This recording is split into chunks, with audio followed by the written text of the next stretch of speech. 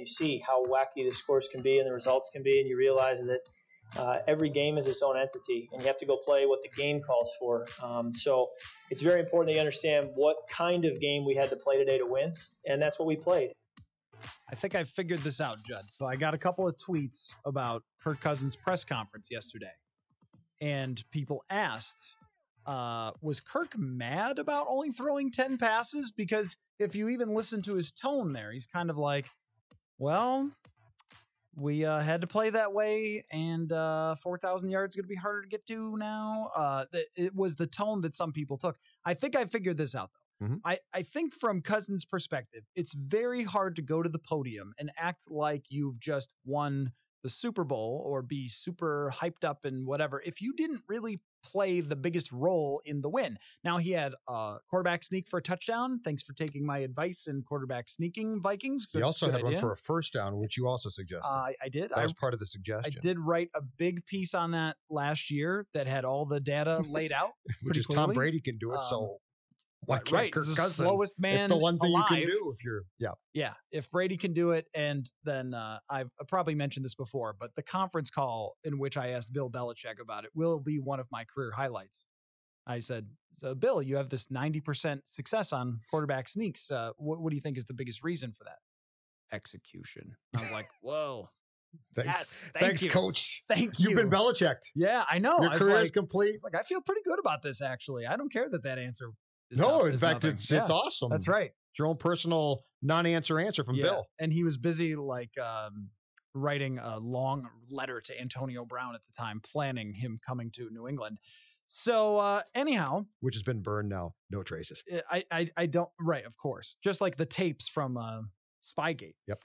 So I got a few tweets about that, and people wondering if Kirk was actually mad that he didn't get his yards, and I don't think that would be exactly right. I think it's just that when you have a great game like Dalvin Cook, you go to the podium and everyone says, "Dalvin, what a great game it was," and you're like, freaking yeah, it was, right? And that's kind of how it works. But if you weren't the one that really did it, then you can't exactly be hyping yourself up. Though I thought Kirk Cousins, for what limited plays that he had in the passing game, completed his throws, threw the touchdown he needed to throw. If he sputters on that first turnover and then they get 3, I think it's a different tone to the game. Then it's like, you wasted a punt block. But it just goes to work immediately. And, right, that was that one, or was that the pick? Well, whichever one it was. The block punt then. Was that Delvin who ran? Get my order right. No, it's the Thielen touchdown. The Thielen touchdown is first. Then it started with the Delvin run that got called back on Kyle's hold. All right, just trying to get my order right. It's the Thielen touchdown. But right away, it's like, boom, you've thrown a 23-yard touchdown. You did exactly what your job is. And I would defend a performance like that, where he didn't turn the ball over. Oh, Kirk's performance? And he absolutely completed passes when he needed to complete them, and got them the touchdown he needed to throw. This is what they got from Teddy a lot in 2015. It's what they got from Case a lot in 2017. So do what you're asked to do to win the football game as a quarterback. Don't throw for 300 yards like Matt Ryan when your team's down by 3 or 4 scores. So as an aside, of course, people are pointing to, you paid $84 million for a quarterback to throw 10 throws. Now, it depends on how far you want to go back here, but in terms of what the right plan is for Kirk Cousins, because you have him now, I think the debate is over of, did you make the right move? Should you pay him? Should you bring back Case? Should you draft Lamar Jackson? All that stuff. We've moved on from that to how are you going to deal with what you have now? His paycheck, Gary Kubiak is not up there eating pizza, calling plays for Kevin Stefanski going, made $84 million, better throw. Like, that's not what's going on. That's what John said last year. That's exactly what John was saying. John said, I'm trying to be a head coach in the league. But I've got this toy. Right. So I'm going to have, and he can throw, and I'm going to have him do all this stuff. I think this is the right way to win with Kirk Cousins. And the reason that you paid him $84 million is not because of wins like this, where anybody could have won this game as the quarterback. Sean Mannion could have won this game had he played. When you block a punt and when you get a pick, basically starting in the red zone, anyone could have won this game as a quarterback for the most part. Where they will need Kirk Cousins, I don't want to say exactly in shootouts, but I want to say when things are tricky. And Case Keenum was not able to raise the level. He was not able to get in a shootout and win. He was not able to face a great defense and win. Usually if he was facing a defense like Philadelphia, that was a problem. Or the second half of the New Orleans playoff game, that was a problem for him because they were a really good defense that year. Whereas Cousins is more talented and supposed to be able to take on great defenses and succeed. Mm-hmm. So later on this year, we will find out whether this happens or not. When you go to Green Bay, when you go to Chicago, when you go to Seattle, and you play big games on big stages, and then it's not going to be easy. They'll be close. And even if it's a defensive battle, which it probably will be against Chicago and Green Bay, can you do just enough? And that was, for the most part in the regular season with Keenum, definitely with Bridgewater in 2015, was it a big game against a tough opponent, and can you do just enough? And a lot of times those guys did that, and they didn't get that from Cousins yesterday. So it's not, he said win a 52-51 game. I don't see that happen. I don't see them giving up 51. I don't see them playing that way. And you lose. And you did last year against Los Angeles. You lose that game. That's not the game I'm thinking of, though. Yeah. I'm thinking of the game that is 21-17 in Chicago, where you need him to do just enough, where you could still run, you could still play defense, you could still pound each other's faces in like it's 1991. But what you paid Cousins for is, can he overcome those really tough opponents just by enough to win those games and be a very, very good team and win the division? But that gets to the key point that has been discussed since Gary got this job, which is, can Gary prop you up to do it? Can Gary put you in a position? If Kirk Cousins is ever in a sole position in 2019, Matthew, like he was in 18, which is, we need you to win the game and prop us up, you're dead. It's over. It's done. But if Gary can prop you up, you're fine. And Cousins was not mad yesterday. What Kirk is used to, I think, through his entire life, going back to his childhood, is being told, Kirk, you're great. Kirk, you're fantastic. Kirk, you're... So I don't think Kirk can bring himself, which some guys can, to say, I don't care I threw 10 passes. Who gives a damn? Now he tried to, but then we got into the 52-51. Yeah. I don't think I ever threw as few as 10 in a Pop Warner game. So we always go down that path. But the reality for Kirk is, and the Vikings are smart here, and Kubiak's smart here. They know that if they ask at the end of this year, if Kirk Cousins' 2019 stats mirror his 2018 stats, the team's not going to be that good. They don't need that. What they need him to do, and we talked about this on the Purple podcast yesterday, and I will say it again, and it is not a bad word. They need him to manage games as best he can, because he can do that and be good. But this also revolves around what Kubiak tells you to do, not what you think that you should do. It revolves around Dalvin Cook. And if Dalvin Cook can play 16 games, the whole dynamic of this offense is then altered and changed, I believe. And you know what? Some games, Thielen and Diggs are going to catch a ton of passes, and you're going to play a big role, Kirk. But if this ever comes down to, oh my gosh, the defense is falling apart, you're down by 21 points in the third quarter, and you turn to Kirk and say, win this game, big boy, I think you're sunk, Matthew. I really do. But I don't think he was mad. I think it's hard for him to accept the fact that if Gary Kubiak and Mike have their way, Kirk is going to play an important role, but he's only going to play a role. He's not. If you had an offensive marquee right now outside the stadium said, come see the Vikings offense tonight, that marquee has two names to me: Gary Kubiak, Dalvin Cook. Yeah, Dalvin Cook. And might have Diggs or Thielen, I don't know, but it does not have Kirk's name. It would say, come see Dalvin Cook. Sure. For sure. But I think I think deep down in Kirk's soul that bothers him. But I also think he'd be very wise to realize that if he wants to have a chance to make a playoff run, this is the correct recipe. He's going to throw more than 10 passes. Not trying to say he won't. He'll have big games. He will. Yep. But the correct recipe is not going to start with, you go do this, Kirk. I think we can already pinpoint when the big games will be. Okay. He's going to throw for 300 against Oakland, New York, Washington. Well, yeah, probably. But can you give me but can you give me the slightly different games where he plays an incredibly sound game? Statistically, it might not knock your socks off, but it's a primetime game, and it's a huge difference from 2018. Well, that's where it's important, and that starts this week with Green Bay. I mean, when you look at Green Bay's defensive performance in the first game, I don't think that that's just because Mitch Trubisky struggled. We've seen Mitch Trubisky have really good games at times, but they had pressure all over him. Their defensive line is absolutely terrific. The Vikings offensive line is not absolutely terrific at pass protection from what we learned yesterday Garrett Bradbury got a 0 grade from PFF. Pat Elflein got something in the 30s for a pass protection grade. It was not a great day passing. Good day for the most part run blocking, but for sure when every time he dropped back, I think it was something like 14 total dropbacks. So that includes penalties that bring back plays, and 6 pressures or 7 pressures, almost half the time yesterday that he was getting pressured. That's not what you want to see when you're going to play Green Bay, who has a better defensive line than Atlanta. But when you play these games, can you make the plays that win is what he needs to do.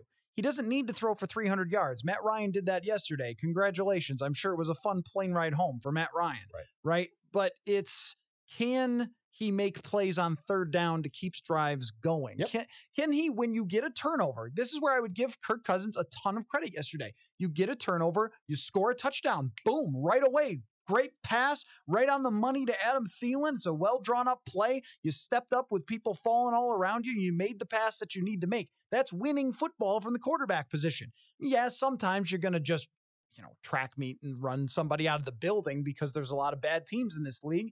But when you're playing a team that does have talent and you're put in a situation where you have to make a play to score, to go up 7 in the red zone and not up 3 and leave the other team in the game, can you make that play? And I don't think that you're getting a bunch of turnovers and punt blocks against Green Bay or against Chicago. Those teams are good, and maybe they'll have their coaches in the future. Maybe they won't. I don't know. But Dan Quinn might get fired soon, the way that Atlanta played yesterday. Dirk Cutter, man. Dirk Cutter's coming next. Boy, interim head coach. They keep week trying. 9. They keep trying on that, but they have not found another. No, they have not. Another Kyle Shanahan like they had in 2016. But it's, to me, it's just about making the plays the big times that win you games, and that's what he did not do last year. There's a play in Chicago where Kirk Cousins rolls out, and there he is, Stephon Diggs, wide freaking open, and he overshoots him. Mm-hmm. There's another play in Chicago last year where they're driving at the end of the half, and if they score, then hey, this is a real ball game going into the second half.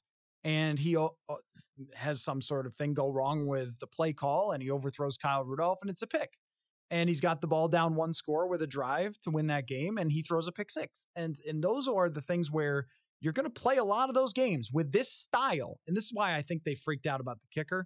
With this style, with the running the ball, with the playing the defense, and as great as this defense is, controlling the clock, games are not going to be 38-35 very often, or 52-51 as he threw out there. You never know.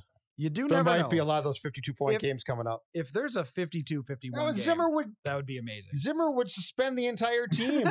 They have to forfeit the next week. Kirk, what are you talking about? But I go back to the Patriots game, Seattle game. Those games, to me, it felt like, and I think this is what got John fired fairly quickly. It felt like those last 2 games where they basically said, okay, Kirk, you got to do this. He's not capable, but he's very capable of playing a very sound game, if that makes sense. But this notion that you can just put him out there and say, work out a shotgun and go to it because you've got Thielen and Diggs. Okay, there's going to be completions. It might not be a disaster constantly, but it's not, to use your term, it's not winning football. Yep. Winning football, if Kirk Cousins throws for, if his stats are cut in half, that doesn't mean this team's dead. Because so many people went back at the end of last year and said, did you see his stats? Ultimately, it didn't matter.